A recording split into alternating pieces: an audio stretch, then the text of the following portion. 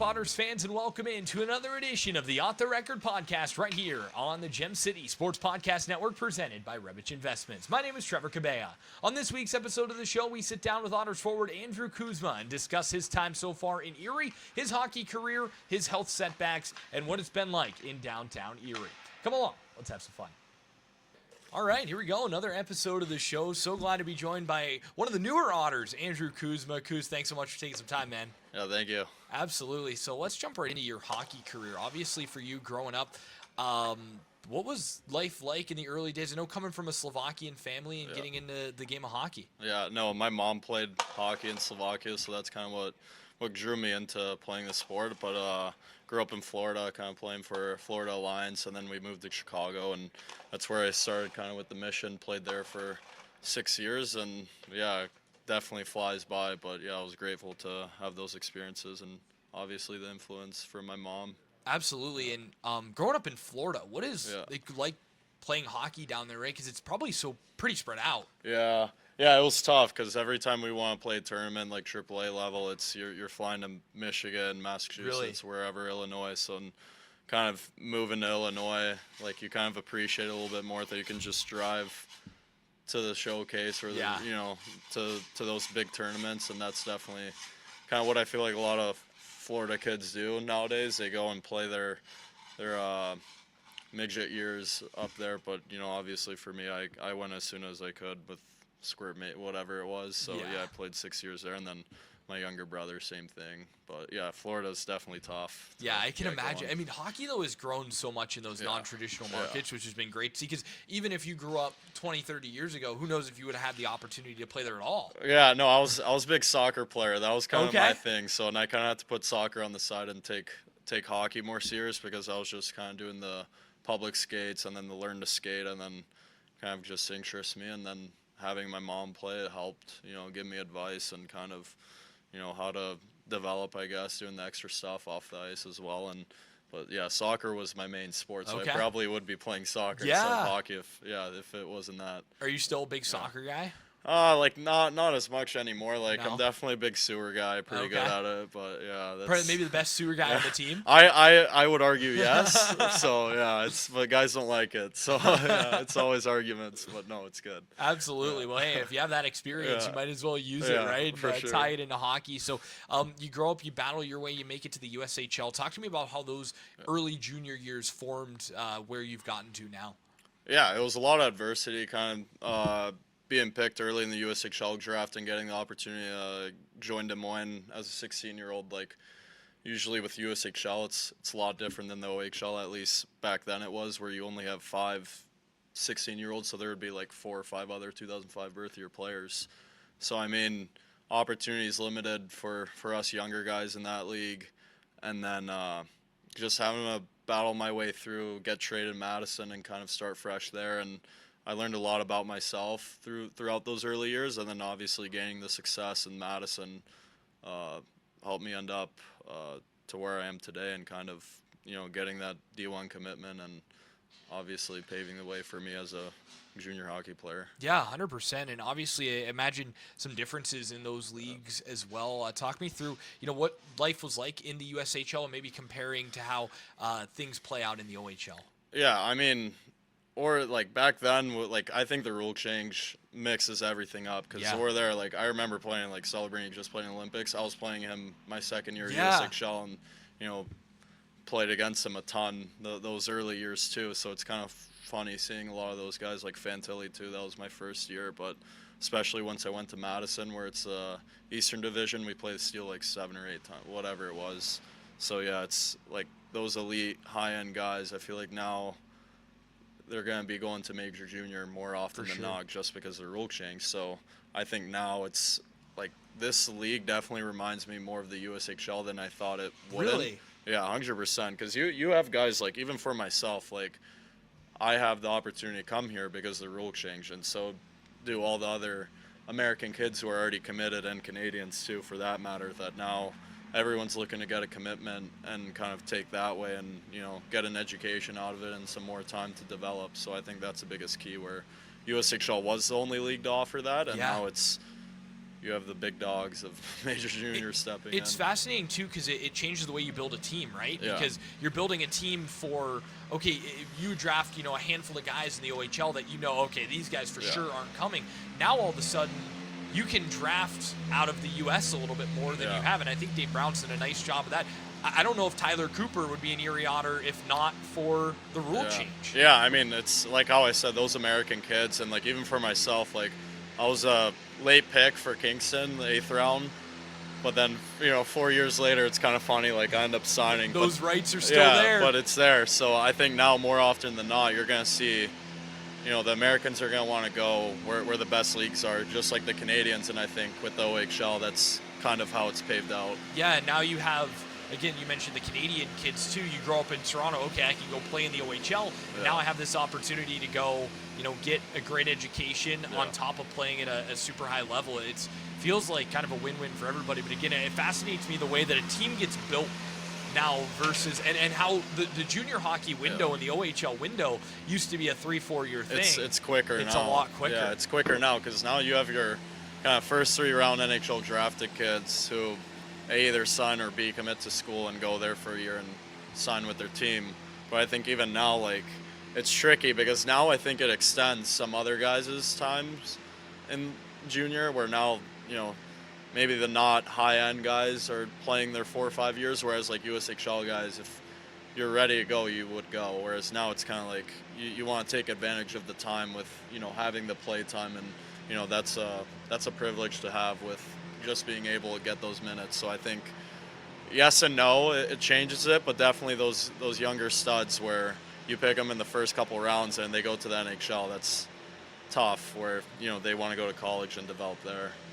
Yeah, develop, against bigger guys at a different level, at a different competition, right? So, and obviously for you getting that D1 commitment, what was that like? And obviously, how did it feel to put pen to paper going to Penn State? Yeah, so originally I was committed at the University of Maine, and then I ended up decommitting like 2 weeks left in the USHL season, my last year.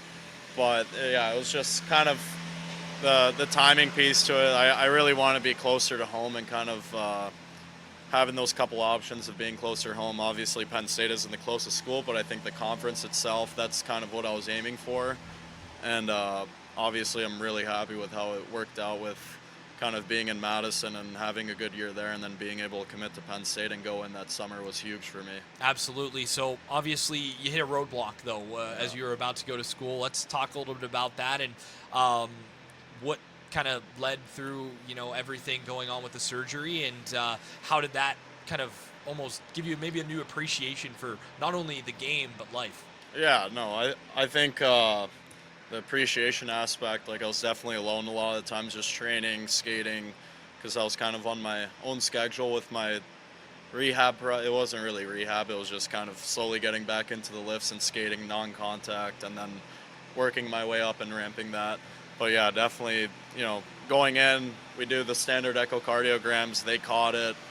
I ended up getting the surgery in November, which that was a very long process, figuring everything out. What's the right approach? Do I need it? Do I not need it? Can I play? So there was multiple variables going into it of not knowing what's going to happen and just taking it day by day. And I think the appreciation aspect, I feel like I do appreciate, being healthy and playing hockey, but more than anything, I learned just to take things day by day. And, you're not going to know what happens tomorrow or the next week. It's just about today and getting better today. And I think I've pulled that along with myself here. How, crucial was it, though, for you to maybe you got on campus, right, and you were able to kind of be around the guys and also, take some classes and get some credits out of the way as well? Yeah, well, I did the full year. So I did the summer, I took 2 classes, and then I had the full 5 classes a semester there. So I definitely have a lot of credits for just being there for the year. But, yeah, it's definitely helpful. We're now going back, I still have the 4 years of eligibility, so I could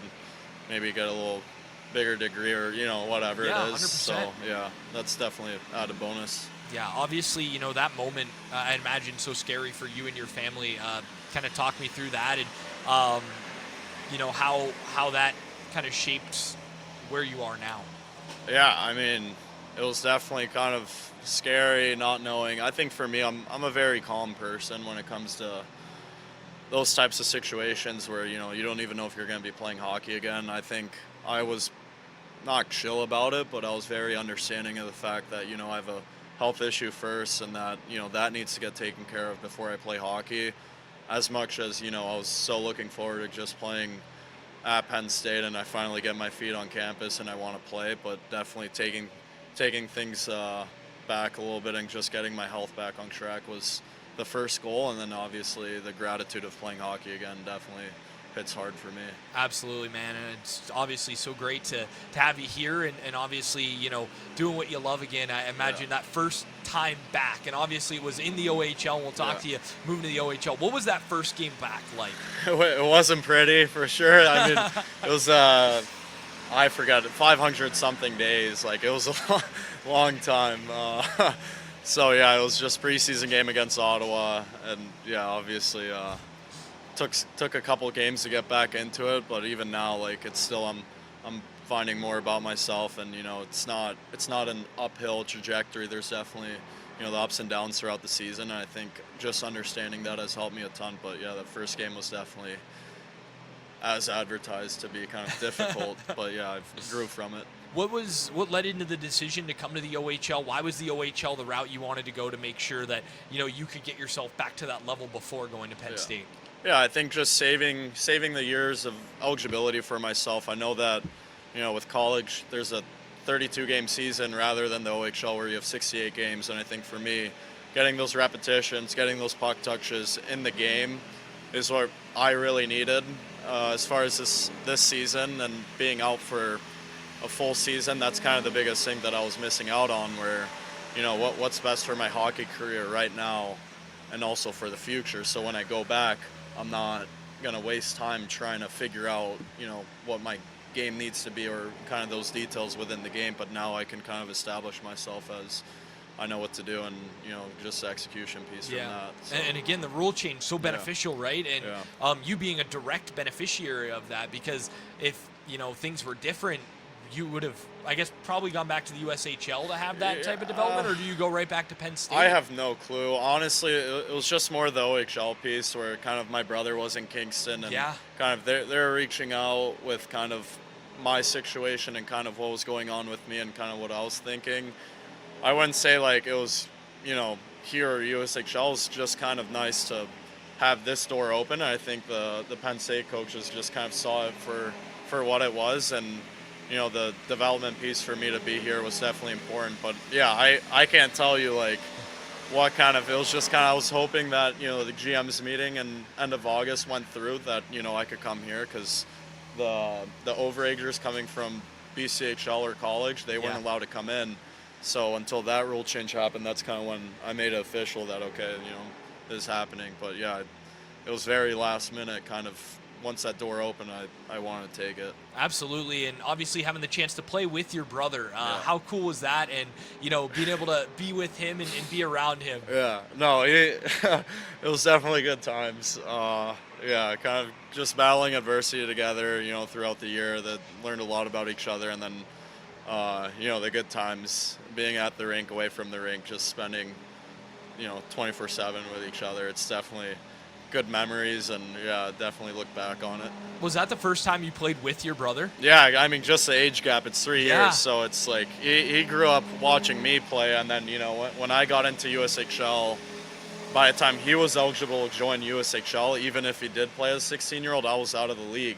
So it was never really in my mind that maybe I could play with him, but obviously with my medical issue, and then kind of taking the step back to go back into junior hockey, it became a reality for me. And that's pretty awesome. And again, it almost is like fate that you guys end up together and playing with each other. It's kind of wild to think about it like that. But if things had been different, those memories and that time you had with him, maybe it wouldn't have happened. It wouldn't. That's the thing where, like, if I don't run into all of that, then definitely would just be in kind of my sophomore year, and just playing along the way. But now it's kind of taking the step back and being able to play with him. It's nothing that I thought would have happened, but definitely it panned out the way it should have, and obviously really thankful for that experience, to be with him for that part of the season, and it was definitely a good time for me. Yeah, 100%. And obviously, life in Kingston, not a bad place to play junior hockey there. Just beautiful scenery right on the water there. What was life like in Kingston and your time there? Yeah, it was definitely different. Kind of just being in Midwest, like USHL. It's the spots here are pretty good. I can't lie, but being in Madison too was pretty sick too. So I can't say even Des Moines. Like I was pretty fortunate to be in good junior hockey towns. But yeah, Kingston's a good spot.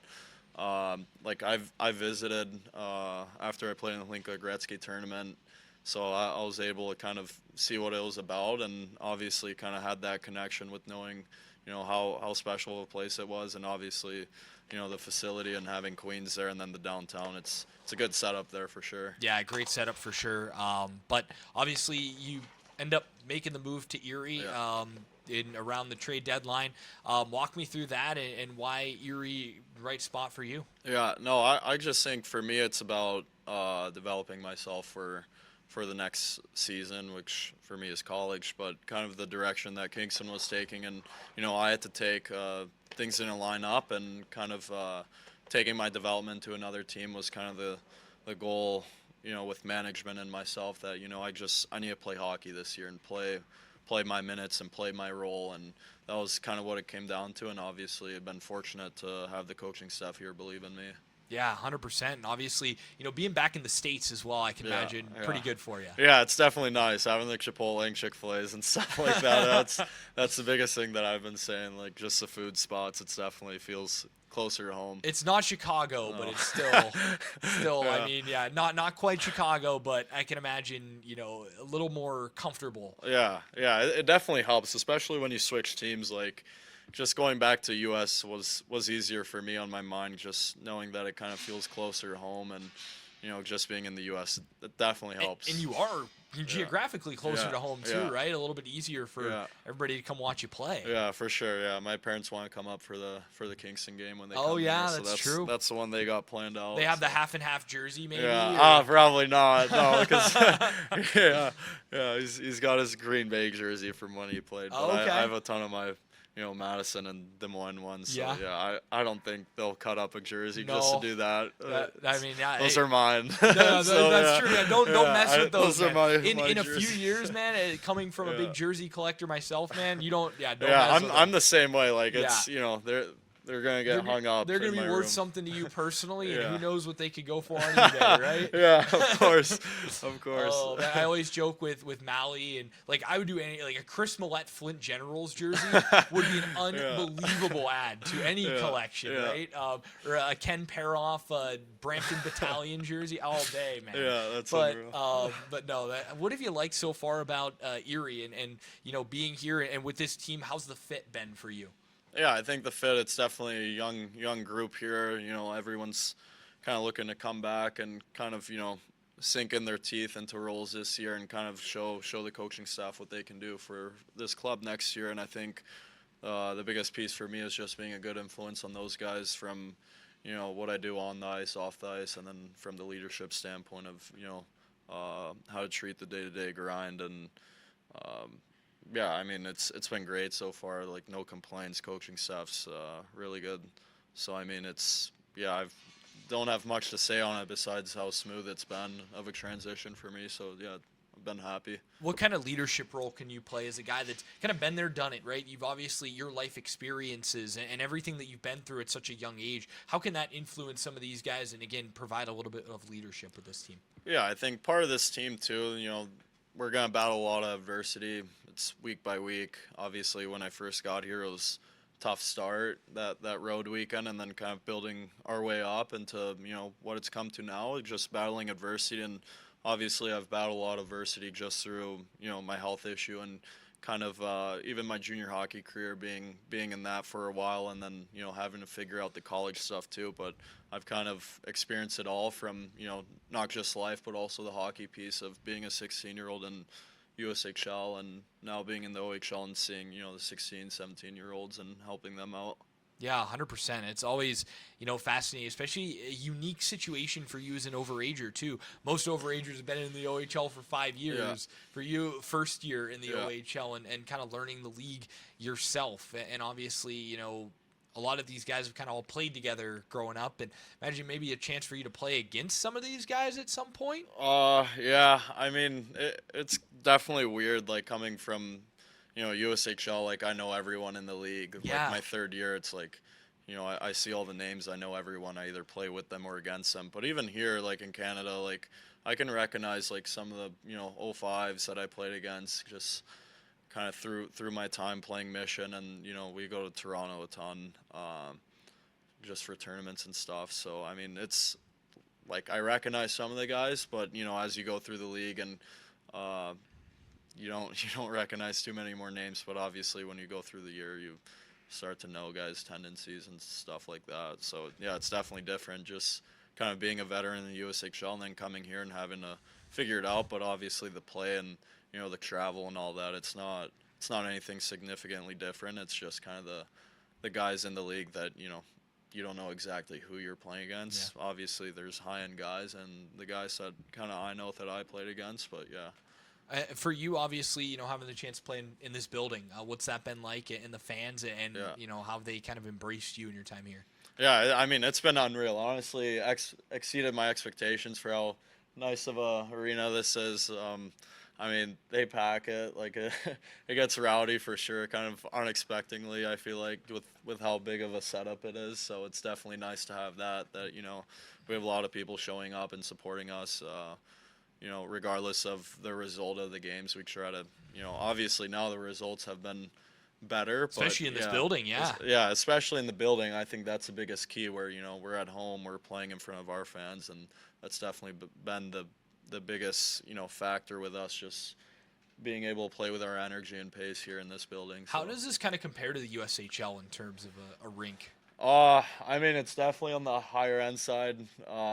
Kind of being in Madison, it's smaller rink, but I'd say a lot of the rinks there are also very good. But here, I think you don't have one rink that you can say isn't good enough. It's every spot has a sweet setup, and I think for USHL too, it's just being in the Midwestern part of US, like people are very passionate there too. Yeah. Just like how it is in Canada, where it's Canada's sport, but more importantly, like for the Midwest people, that's smaller towns. That's all they got. Yeah, And then, for sure. yeah, so I think that's the biggest thing with the fans and the atmospheres. It's very similar, I'd say, but obviously, with Erie, it's you got a nice arena and you got a lot of fans coming through the doors to support us, so that's definitely a nice piece. Yeah, 100%. Obviously adds a lot on a game night when this place is packed. Again, I think back to the last Saturday at time of recording, it was 4,000 in the building. It felt like a lot more. Right? Yeah, Like yeah. It's just the noise and the rowdiness Yeah. that I kind of notice where, not every building in the OHL is getting filled up like that, and especially with the fans, like,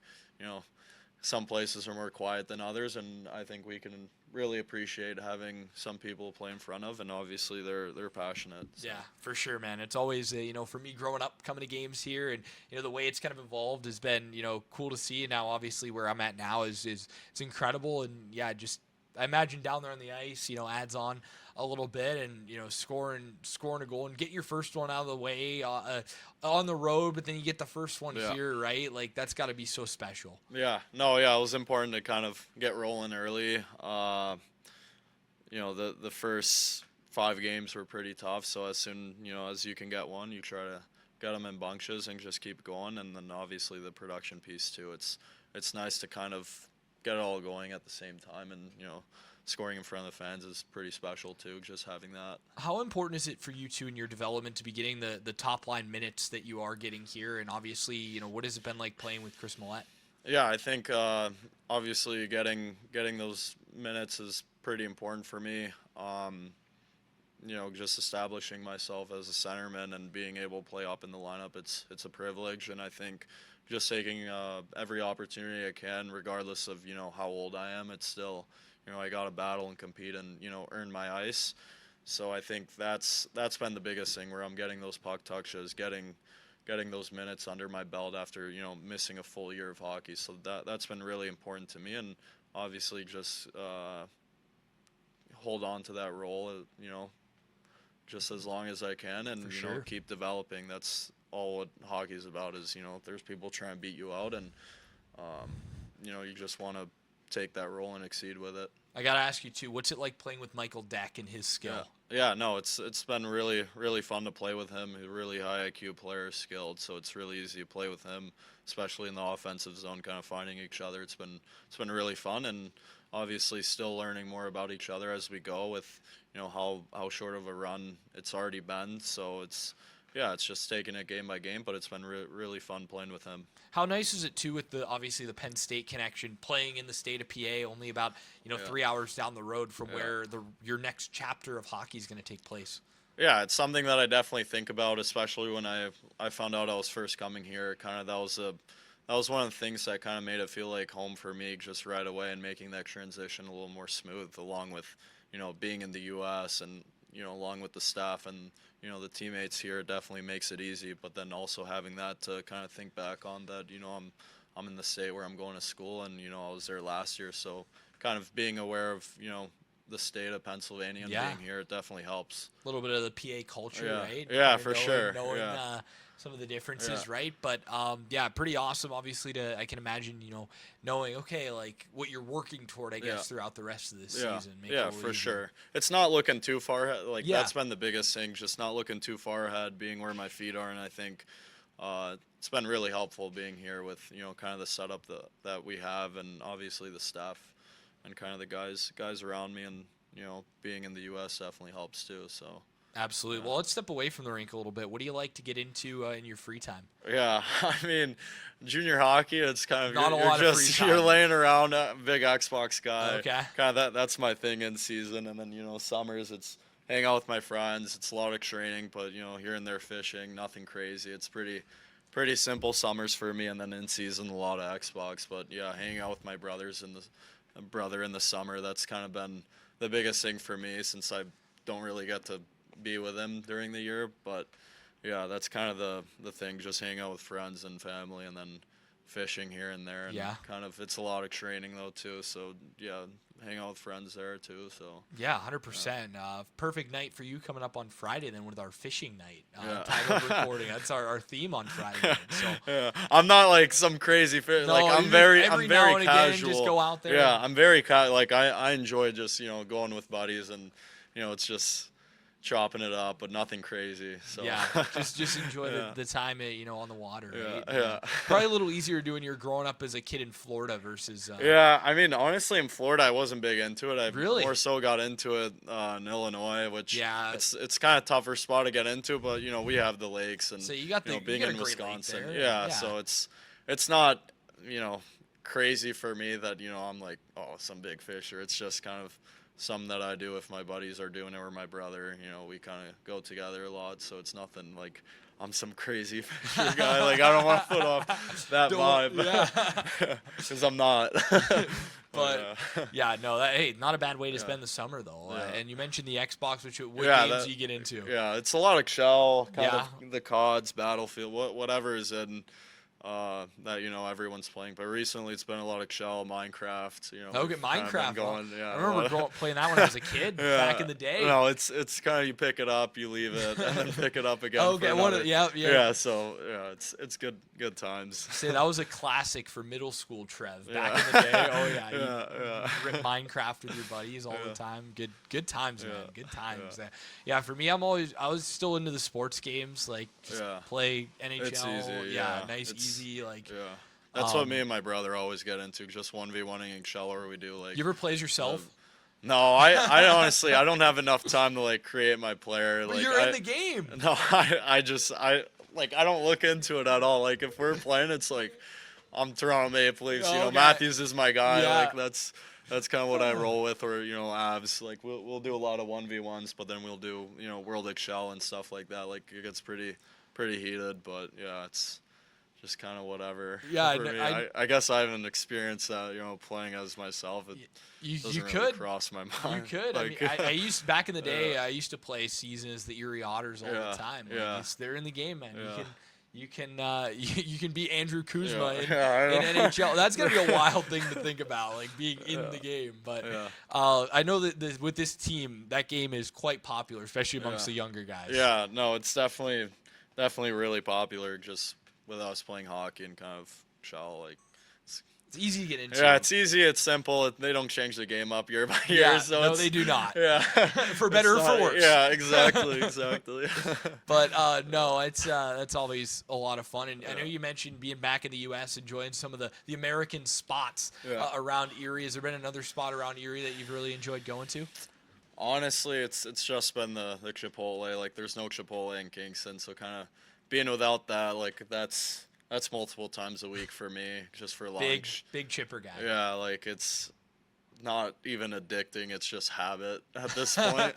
And then, yeah, just having a couple of those spots, it's definitely nice where, you know, they're starting to get them in Canada, but not everywhere. So it's, once you see them, you kind of try to end up there more times than not. But here it's definitely just more of a habit piece of having those spots. Yeah, for sure. That's always going to be great. And again, just the comfort level of being back home and not home, but home enough and enjoy that. Obviously, and you had a year of it at Penn State last year where you had all the great options back in the U.S. Not that there's not any in Canada. I'm a big Harvey's guy. So. Yeah, no, there's some good spots, like some replacements for, you know, Chipper and stuff like that. But, you know, kind of once you have Chipotle, it's you never really going back. appreciate it. So, yeah.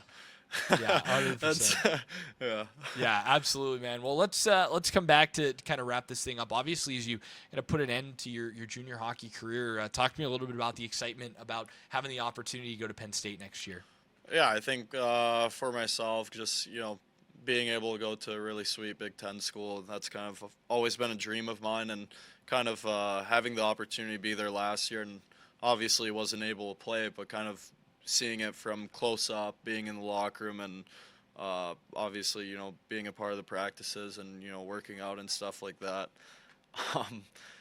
Yeah, so that's kind of the biggest key, that I already know what it's like, and now it's just going there and being able to do what I do. And with my time in Erie is still finishing up those touches and my development, and obviously working on all aspects of my game before I go there. So yeah, absolutely. I was going to mention, right, like how what do you want to work on? I guess what do these last 14 games as we're sitting here recording this mean to you as you look ahead to that time? Yeah, I think the pace for me, just always improving my pace, my speed, my footwork, and obviously the skill too. Just refining that throughout the year has been huge.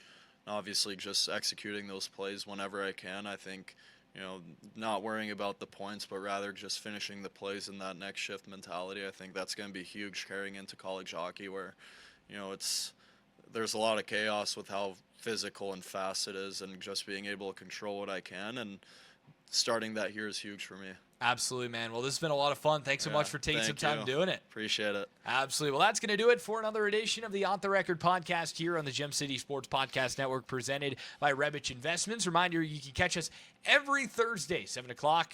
That will do it for another episode of the show. For our guest, Andrew Kuzma, I'm Trevor Cabea. Thanks so much for joining us on another edition of On the Record.